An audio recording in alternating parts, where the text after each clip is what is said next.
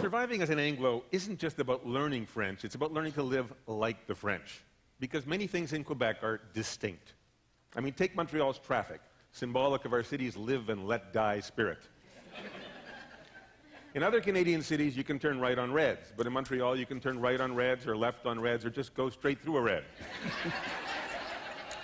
Stop signs are optional, and bus lanes are reserved for policemen chasing motorcycle gangs or illegal English apostrophes. Then there are our city's pedestrian crossings, which are really just there to highlight your target when you're driving. You put out your hand at a crosswalk in Toronto and traffic stops all the way to the Quebec border. You put out your hand at a crosswalk in Montreal, you lose it.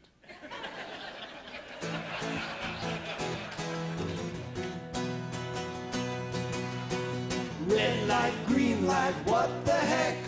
We love driving in Quebec.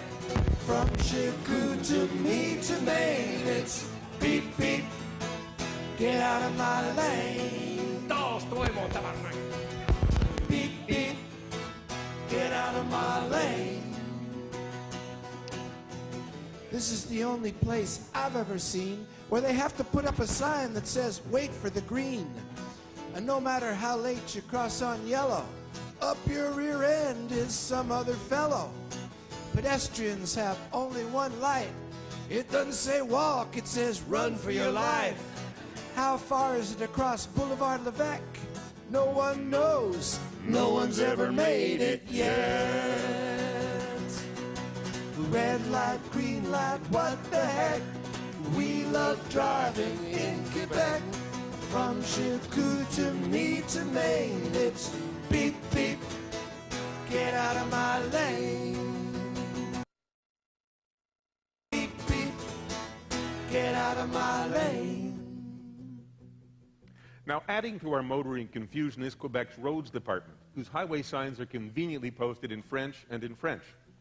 If you're English, it's best to drive slowly and carry a big French-English dictionary in your glove compartment, so you can decipher all French signs, like the ones that say risque de brouillard. Now, that means risk of fog if you speak French, but what if you don't? Personally, I've always felt the roads department should at least give us Anglos some warning with a sign that said, attention, very difficult French sign coming up in 2 kilometers. Préparez vos dictionnaires. Sex is very important to Montrealers, particularly in winter when we're all so cold. Here in this next cartoon, I've asked, how do Montreal women talk dirty?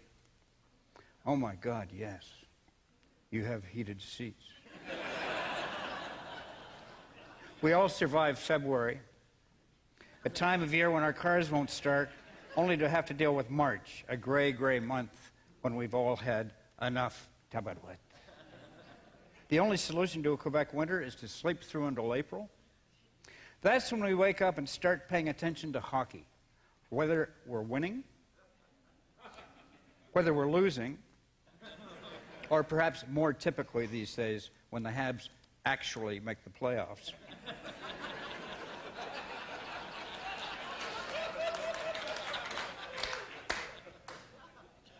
A love of the Habs is probably the only thing that unites all Montrealers. On all other matters, we have our differences, which is reflected in our notorious street life.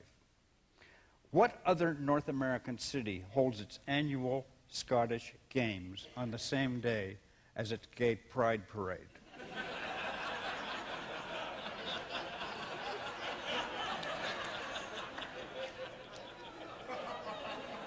Now, tourists know Montreal for its excellent, if expensive restaurants. Real Montrealers, however, take great pride in eating out regularly for under $10. There isn't a steamed hot dog place in town that isn't on a first-name basis with our friend Josh Freed here. We're also famous for our barbecue sauce. Well, the sauce, anyway. As for smoked meat, this is downtown Dick Pound who knows where to get all the best stuff.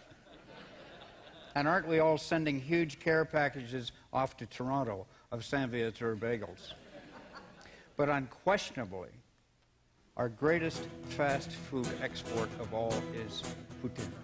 No one knows the precise origin, where or when this food did begin. Everybody in Quebec will tell you with a grin, it was their little village that invented the poutine. To be really authentic, the potatoes must be old, the gravy must be hot, and the cheese must be cold. With a journal de Montreal, wherever it is sold, served with a roll in a bowl by a troll.